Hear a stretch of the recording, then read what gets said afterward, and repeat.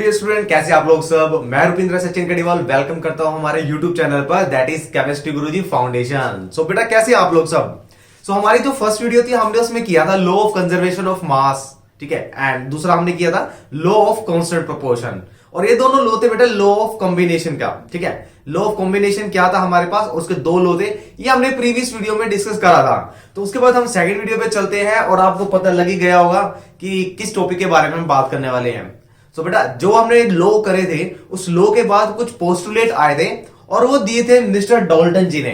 Dalton जी ने क्या law दिए थे उसको डिस्कस करते हैं सबसे पहले, ठीक है। हमारी एंशिएंट स्टोरी थी उसमें महर्षि कर्ण जी ने बोला था कि सबसे छोटा पार्टिकल क्या है, परमाणु है, ठीक है। उसके बाद ल्यूकिपस और डेमोक्रिटस ने क्या बोला, वी कॉल दिस मैटर और दिस पार्टिकल एज एटम, ठीक है।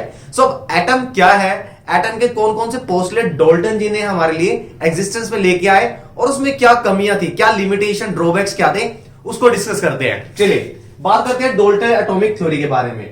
तो डॉल्टन जी ने क्या कहा, अकॉर्डिंग टू हिम उन्होंने क्या बोला कि जितना भी मैटर्स है, all the matter whether an element और अ कंपाउंड, ये चीज हमने 9th क्लास में डिस्कस की थी और अगेन इस चैप्टर में हम नेक्स्ट वीडियो में डिस्कस करेंगे एलिमेंट और कंपाउंड के बारे में और वो एटम से कैसे रिलेटेड है, ठीक है।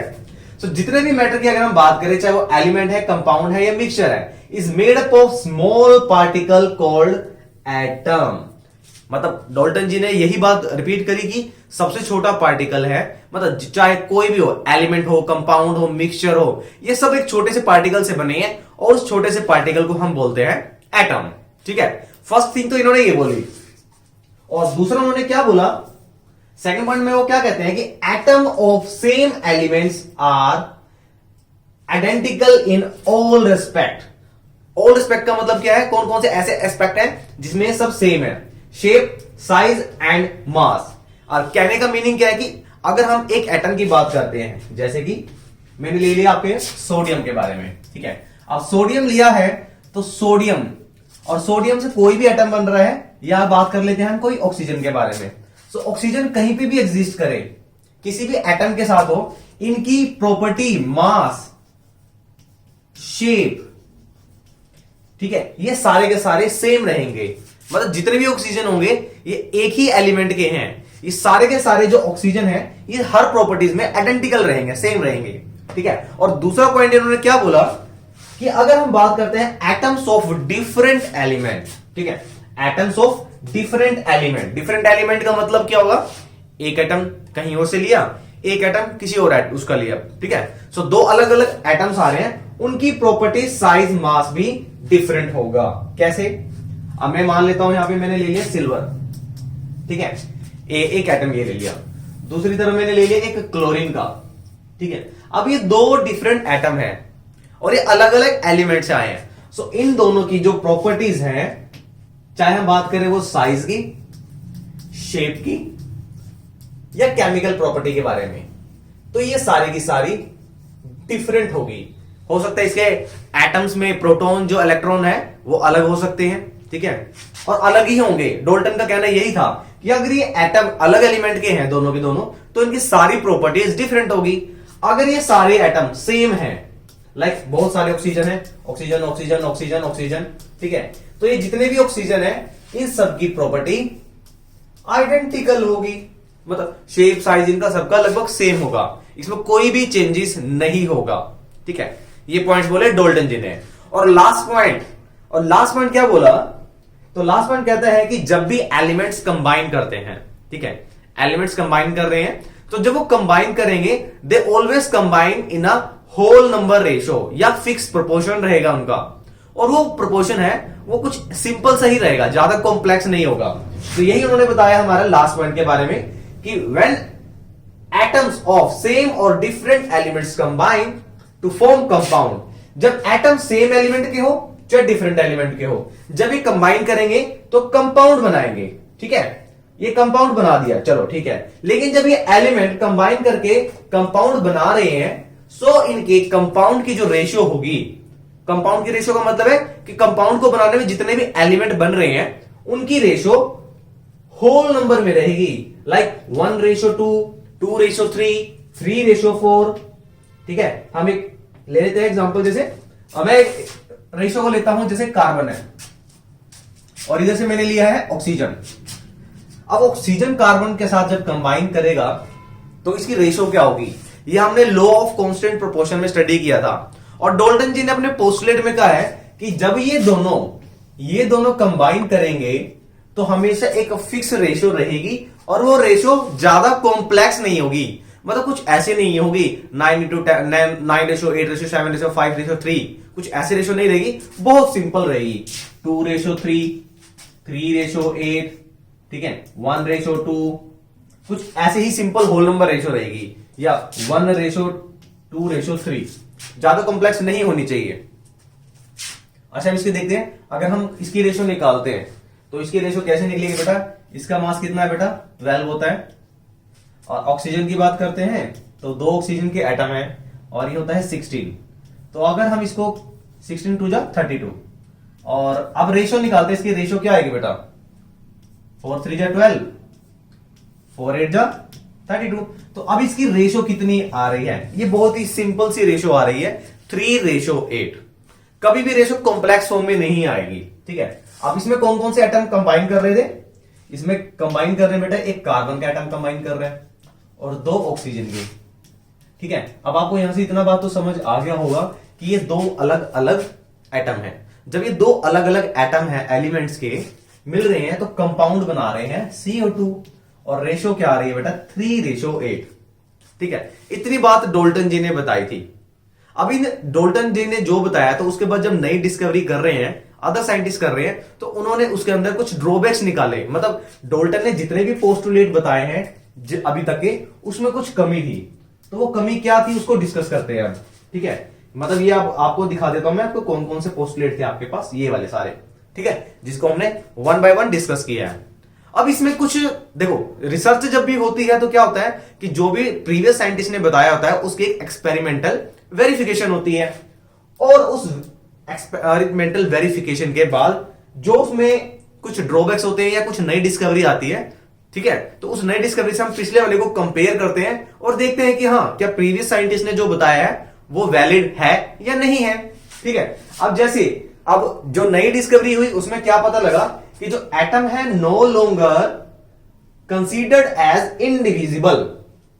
डाल्टन ने क्या कहा था कि एटम सबसे छोटा पार्टिकल है जिसको हम डिवाइड नहीं कर सकते, बट हुआ क्या कि एटम को हम डिवाइड कर सकते हैं, और डिवाइड करने के बाद हमारे पास एटम जब डिवाइड होता है तो फर्दर पार्टिकल्स बनते हैं, और वो क्या होते हैं बेटा, हमारे पास इलेक्ट्रॉन हो गए, प्रोटॉन हो गए, न्यूट्रॉन हो गए, ठीक है। तो इस तरीके से हम ये तो नहीं कह सकते कि ये इनडिविजिबल पार्टिकल है, क्योंकि ये तो डिवाइड हो रहा है, ठीक है, और डिवाइड होने के बाद पार्टिकल्स भी बना रहा है, 3 टाइप्स के पार्टिकल, सब पार्टिकल बना रहा है, ठीक है। तो पहला पोस्टुलेट में कमी आ गई भाई, ये पहला पोस्टुलेट था। अच्छा, दूसरे पोस्टुलेट उन्होंने क्या कहते हैं, एक बार रिकैप्चुलेट करो टॉपिक को। उसने बोला था कि अगर एटम सेम एलिमेंट के हैं तो उनकी सबकी प्रॉपर्टी सेम होगी, ठीक है, सेम एलिमेंट की सेम प्रॉपर्टी होनी चाहिए। बट यहां पर हो क्या रहा है, अगर मैं 2 एटम लेता हूं, जैसे कि क्या लेते हैं हम, सेम एटम ले लिया मैंने कार्बन, ठीक है। अब कार्बन की अगर हम बात करते हैं, इसका एटॉमिक नंबर होता है 6, राइट, इसका एटॉमिक नंबर होता है 6। बट अगर हम बात करें, कार्बन के पास आइसोटोप्स होते हैं, ठीक है। आइसोटोप्स को मैं भी डिस्क्राइब करता हूं। आइसोटोप्स क्या होते हैं, atom of same element having same atomic number but different atomic mass. यहां राइट करता हूं मैं कि एटॉमिक नंबर है जो एटॉमिक नंबर सेम रहेगा एंड मास नंबर डिफरेंट रहेगा। सो जो ऐसे एटम होते हैं जिसमें ऐसे आइसोटोप किसे कहेंगे हम, जिसमें एटॉमिक नंबर तो भाई सेम होगा, जैसे कार्बन के बताया है, इसका एटॉमिक नंबर सेम है सभी का, ठीक है, 6 6 6। बट क्या है, ये एटम भी सेम ही है, देखो कार्बन कार्बन कार्बन, बट इनका मास क्या डिफरेंट है, एक के पास है 12, फिर 13, फिर 14। सो डाल्टन का जो पोस्टुलेट था वो तो गलत हो गया, क्योंकि उन्होंने तो कहा था कि अगर हम सेम एलिमेंट के, मतलब एक एलिमेंट के सेम एटम उठाते हैं तो हर चीज में प्रॉपर्टी वो आइडेंटिकल होगी, चाहे उसका मास हो, शेप हो, साइज हो। बट यहां तो मास है वो डिफरेंट हो गया भाई, सो दूसरा पोस्टुलेट भी गलत हो गया। ठीक है, यही इसकी सेकंड लिमिटेशन थी। अच्छा भाई, थर्ड की बात करें अगर हम, ठीक है, थर्ड पोस्टुलेट क्या कहा था डाल्टन जी ने? डाल्टन जी ने कहा था कि थर्ड पोस्टुलेट में जैसे ये सेम एटम है, अगर हम डिफरेंट एटम ले लेते हैं, डिफरेंट एटम ले लिया मैंने, एक आर्गन और एक ले लिया बेटा कैल्शियम, ठीक है। अब ये जो एलिमेंट्स दूसरे का बिल्कुल डिफरेंट एलिमेंट्स हैं, और दोनों एलिमेंट्स में से मैंने एक एक एटम ले लिया, एक आर्गन ले लिया और एक कैल्शियम ले लिया, ठीक है। अब दोनों अलग अलग है, बिल्कुल डिफरेंट है, सो इनकी प्रॉपर्टीज भी बिल्कुल डिफरेंट होनी चाहिए, यही डाल्टन ने पोस्टुलेट बनाया था। अब अगर हम देखते हैं, it has atomic number 18, it has atomic number 20, got it. But अगर if you calculate its mass, अगर हम इसका मास कैलकुलेट करते हैं, it is 40 and it also has same mass, that is 40। अरे ये तो गलत हो गया।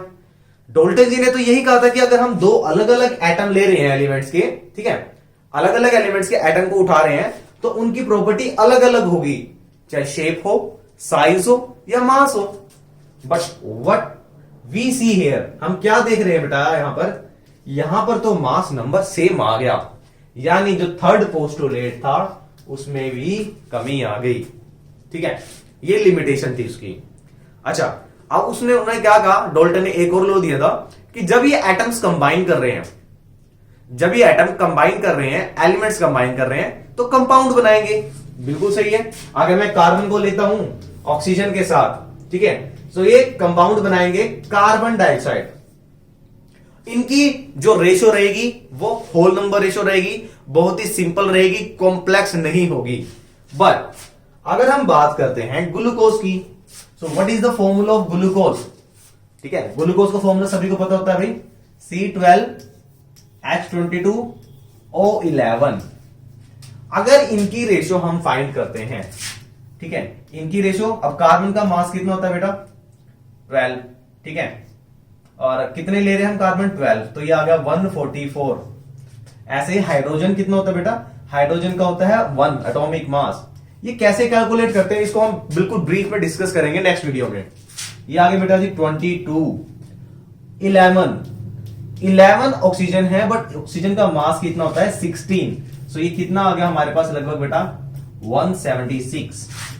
अब अगर इनकी रेशो हम निकालते हैं तो रेशो तो बहुत ही ज्यादा कॉम्प्लेक्स होगी, मतलब ये एक ही बार ही डिड्यूस होगी 2 पर। अगर इसको डिड्यूस करते हैं 2 7 जा 14 और 2 2 जा 4, 2 1 जा 2, 2 1 जा 2 एंड 2 8 जा 16, 2 8 जा 16। अब ये रेशो मैंने नहीं, डाल्टन जी ने, मैं क्यों नाम लूं अपना भाई, ठीक है, डाल्टन जी ने बोला था कि जब ये रेशो बनेगी ये बहुत ही सिंपल होगी, कॉम्प्लेक्स नहीं होगी, बट ये तो बहुत ही कॉम्प्लेक्स रेशो बन रही है।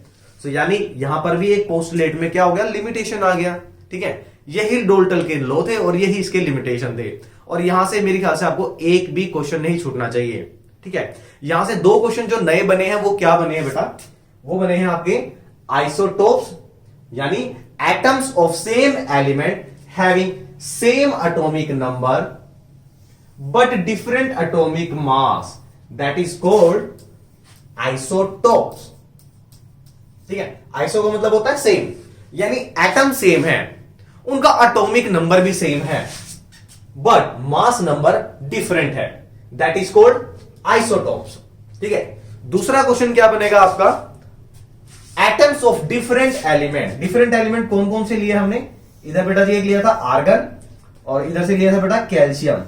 सो 2 हम एटम ले रहे हैं डिफरेंट एलिमेंट के, they have different atomic number, atomic number different है, ठीक है, बट दे हैव, इनका मास नंबर अगर हम देखते हैं, they have same mass number, इनका मास नंबर सेम है। और ऐसे एटम, ऐसे different atoms which have the same mass number but different atomic number is called isobar. तो यहां से बेटा ये क्वेश्चन ध्यान रखना, आइसोटोप और आइसोबार के ऊपर क्वेश्चन आ सकते हैं, ठीक है। ऐसे क्लोरीन का भी होता है बेटा, क्लोरीन के भी आइसोटोप्स होते हैं, बट हम उसका एवरेज मास लेते हैं तो वो 35.5 ही रहता है, ठीक है, सेम एज ऑक्सीजन का। अब हम नेक्स्ट टॉपिक जो करने वाले हैं उसमें हम ये देखेंगे ऑक्सीजन क्यों लिया था और क्यों रिजेक्ट किया है, ठीक है। चलिए अब नेक्स्ट वीडियो में देखना बेटा एटम्स क्या होता है, मोलिकुलर मास क्या होता है और इसको हम कैसे फाइंड करते हैं। ठीक है।